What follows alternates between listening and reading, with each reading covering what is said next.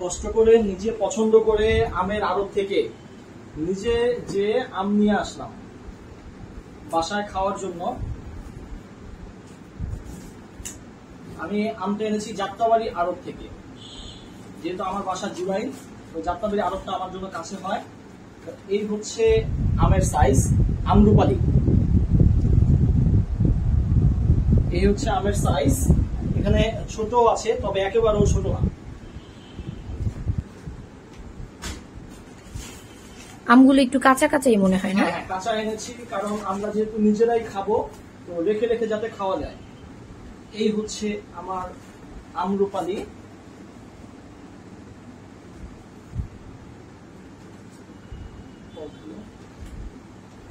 এই আমটা পেকে গেছে।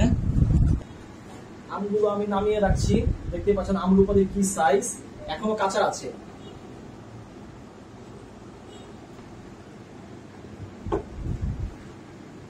এই যে একটা আমের সাইজ।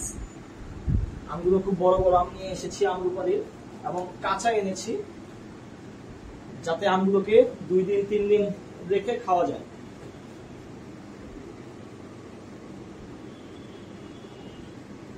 একদম গরম আমগুলি।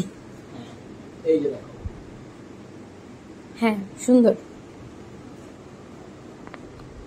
আমি ক্যারটের দাম ওরা আড়তে রাখে 300 টাকা। তো আমি বাসা থেকে আমার এই ক্যারটটা নিয়ে গিয়েছিলাম, যেহেতু বাসায় স্টকে ছিল ক্যারেট, তাই আমার এই 300 টাকা খরচ করে নতুন করে একটি ক্যারট আনতে পাইনি।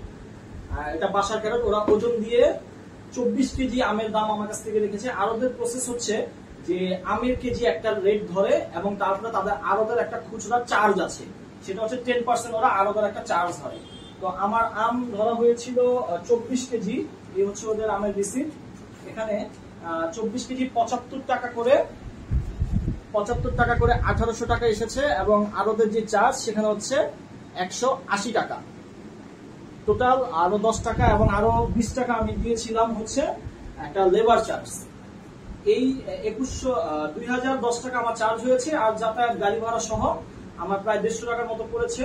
তো অলমোস্ট 24 কেজি আমে আমার প্রায় প্রতি কেজি 89 টাকা বা 90 টাকা করে পড়েছে, যেটা আমি হয়তো বা দোকান থেকে কিনলে 110 টাকা বা 100 টাকা কিনতে পারতাম।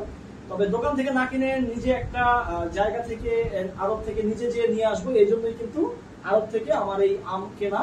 এবং প্রতিবার কিন্তু অনলাইনে বিভিন্ন জায়গা থেকে আম আনা হয়। এবারও কিন্তু অলরেডি 2 ক্যারেট আম অনলাইন থেকে আনা হয়েছে, যেগুলো ভিডিও দেওয়া হয়নি, আমরা আবার দিয়ে দিব এই ভিডিওগুলো। এবং এই আমগুলো আড়ত থেকে নিজে যে নিয়ে আসার কারণে আমি এই ভিডিওটা আজকে পোস্ট করে দিচ্ছি।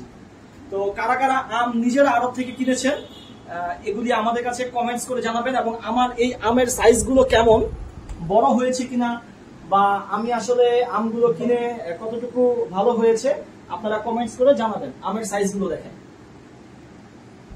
এই ছিল আমার আজকের আড়ত থেকে, যাত্রাবাড়ি আড়ত থেকে আম কেনার এক্সপিরিয়েন্স। কার কার এমন এক্সপিরিয়েন্স আছে আমাকে কমেন্টস করে জানাবেন। আল্লাহ হাফেজ।